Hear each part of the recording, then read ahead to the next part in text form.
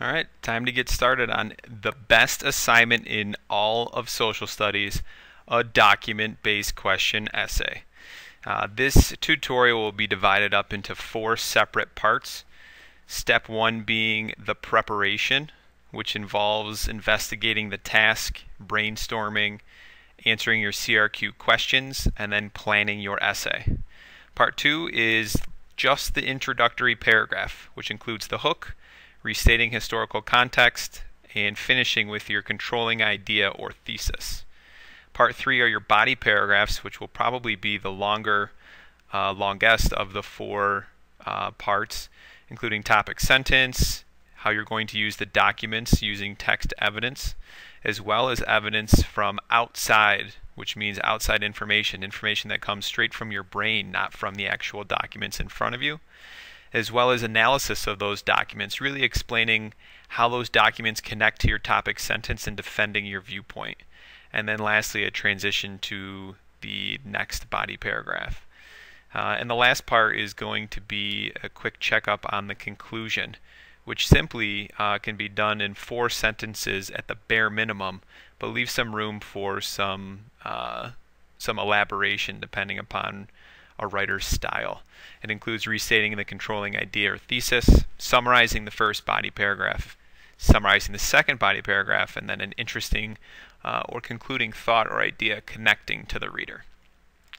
First and foremost, when kids usually get the DBQ packet, they almost just want to skip across reading what's here in front of you and instead just starting to answer the questions. And I would definitely halt you at doing that. My recommendation would definitely be to first take a look, and the easiest thing I think to do would be to use highlighters, or even if you have just a pen or a pencil, you want to read through obviously the instructions or the directions, as well as the historical context. This is where they frame the time period that the essay will be talking about. And then lastly, your task. It is basically describing what are you supposed to argue or defend in your essay writing.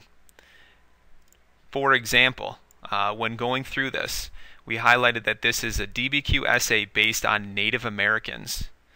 You will be providing outside information for each document. All 6 documents, you'll be providing information for them, as well as the historical context. So I highlighted keywords and phrases that would help me plan out my essay. So this essay is going to be about Native Americans living in North America and how they had lived there for thousands of years before first Europeans arrived and established their colonies. During that time, Native Americans developed unique cultures. When Europeans arrived, Native American cultures came into direct conflict. Sounds like something negative with the culture of the Europeans.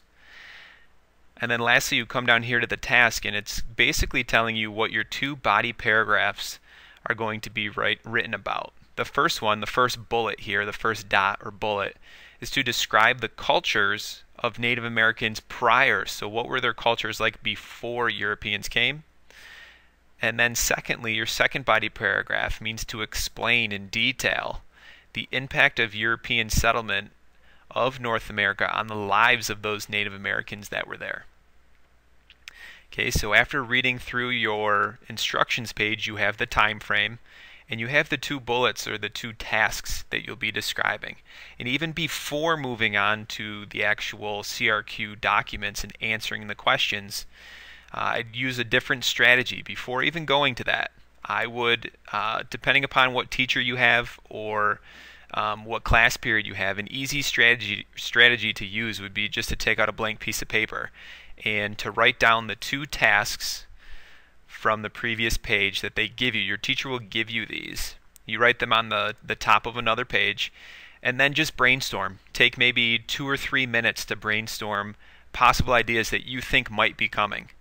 And one of the reasons why we think that this is a really great strategy is that not only will it activate some of your prior learning and knowledge based on the topic, but any information that you have in these boxes at the end of answering the CRQs is all relevant outside information. For example, describing the cultures of Native Americans prior to the arrival of Europeans. Just jotted down some thoughts that came to mind. You've got the Iroquois, the Aztecs, Incas, Mayas. You've got people who have conquered them, what happened to the civilizations. Key vocab like floating gardens, the chimpanas, the causeways, Montezuma, nomads, longhouses, etc. Then you drop down to the second one, explaining the impact of European settlement on North America on the lives of Native Americans. Just jotted down some ideas that first came to mind, and anything that is left over here that is not included in the documents themselves can all be used as outside information. So it's a great brainstorming technique. And usually what students find is they fill out this, they have way more in here from their brain than they will actually see in the documents. So sometimes trying to come up with outside information can be difficult, but using this strategy without seeing the documents and not even knowing what they're going to ask you can sometimes help activate some prior learning that you can then use in your essay. So just to recap, you're handed this piece of paper, you cringe, don't, it's not as hard as you think it is.